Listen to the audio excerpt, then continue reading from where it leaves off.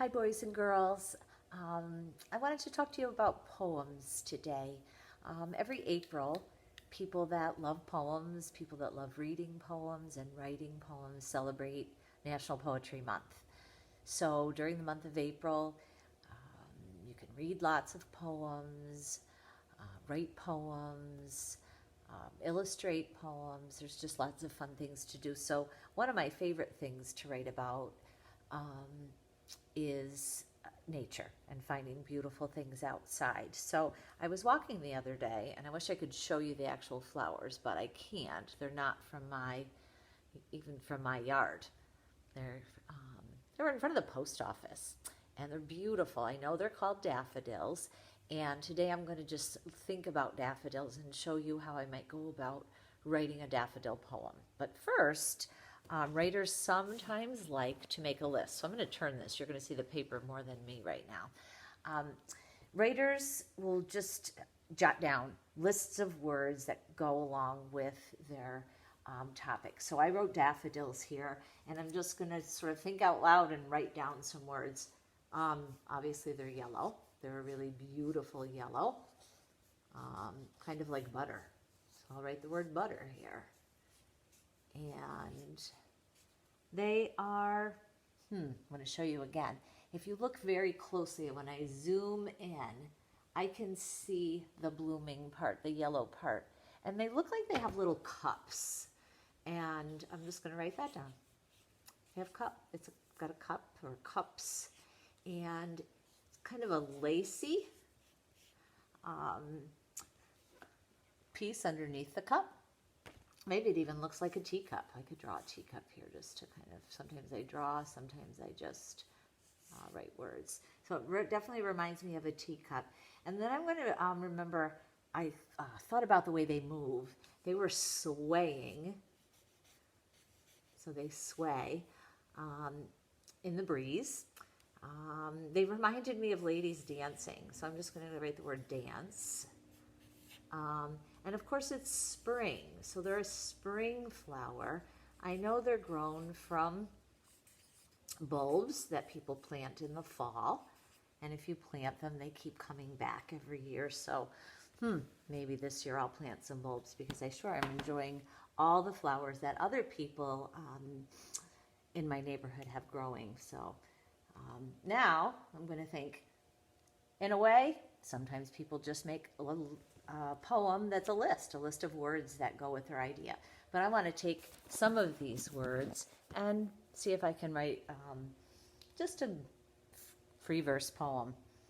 Sometimes people think poems need to rhyme, and some poems do. Sure, that's fun. But I'm not going to worry about mine rhyming today. I'm just going to think about daffodils. And I think what I'm going to do is focus on the way they move, because I loved kind of watching them just move gently in the breeze. So again, I'm going to start with the word daffodils right up top. I usually like to put it in the center of my paper. Daff-o-d-i-o. And I'm going to put an S on the end because there was lots of them. Daffodils. You can underline it, or you can just leave it your title alone. And I'm thinking daffodils needs to be the first word of my poem, even though it's the same word, same as my title. I want to say the word again. Daffodils. Daffodils, I could say daffodils sway or daffodils dance. And sometimes I like the way two words that start with the same letter sound together. So I'm going to say daffodils dance.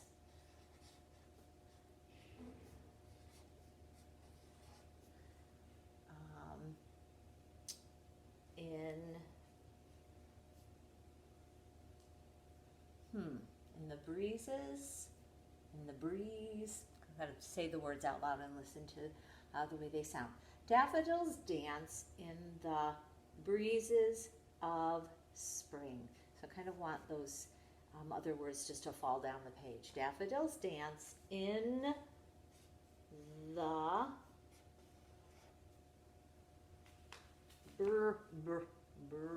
breeze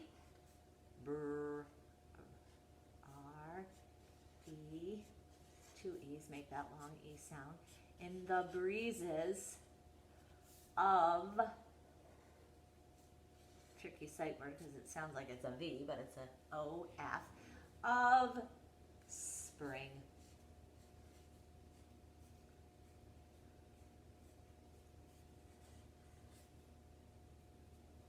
Period. And I need to say bye. A couple of my books, they're helping my paper to stay up. Bye, Mrs. Anello.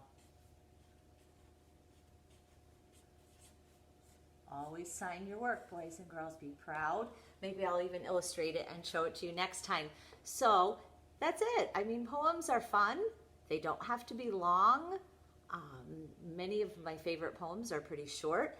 And I have to tell you, boys and girls, some of the best poems that I've ever read were written by kindergarten poets. You have a wonderful way of looking at things.